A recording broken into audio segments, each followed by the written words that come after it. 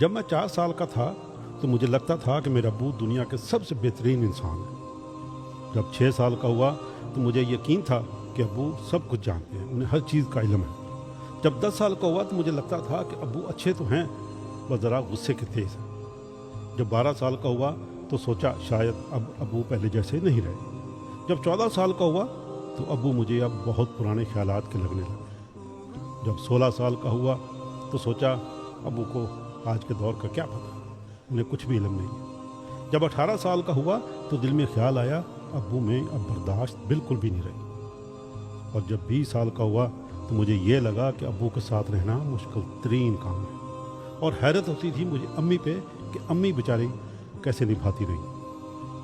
اور جب 25 سال کا ہوا تو لگتا تھا کہ ابو کو میری ہر بات پہ اور میرے ہر کام پہ اعتراض ہے۔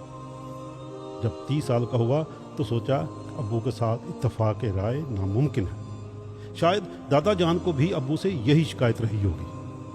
پھر جب 40 سال کا ہوا تو محسوس ہوا کہ ابو نے ہماری پرورش بہت اصولوں سے کی تھی، اور میں بھی اپنے بچوں کو اب ایسا ہی بنانا چاہتا ہوں۔ جب 45 سال کا ہوا تو بڑا تعجب ہوا کہ ابو نے ہم سب کو کیسے سنبھالا تھا۔ جب 50 سال کا ہوا تو سوچا بچوں کی تربیت کتنا مشکل کام ہے، پتہ نہیں ابو نے ہمیں بڑا کرتے ہوئے کتنی مشکلیں کی ہوں گزرے ہوں گے، کتنی راتیں جاگ کر گزاری ہوں گی۔ اور جب 55 سال کا ہوا تو احساس ہوا ابو کتنے دانا ذہین اور کتنے سمجھدار انسان تھے۔ اور جب 60 سال کا ہوا تو دل سے نکلا ابو واقعی سب سے اچھے تھے۔ دوستو 56 سال لگ گئے، لیکن زندگی نے گھما کے وہیں لا کھڑا کیا جہاں سے سفر شروع ہوا تھا، کہ میرے ابو سب سے بہترین ہے۔ دوستو آئیے جب تک ہمارے ماں باپ زندہ ہیں ان سے محبت کریں، ان کی خدمت کریں، دل دکھانے والے نہ بنیں۔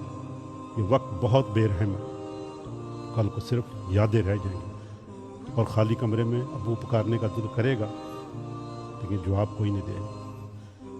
اللہ تعالیٰ ان سب کے والدین کو جو حیات ہیں انہیں صحت، عزت، سکون اور لمبی عمر عطا فرمائے، اور جو اس دنیا سے جا چکے ہیں اللہ پاک ان کی مغفرت فرمائے اور انہیں جنت الفردوس میں اعلیٰ مقام عطا کرے۔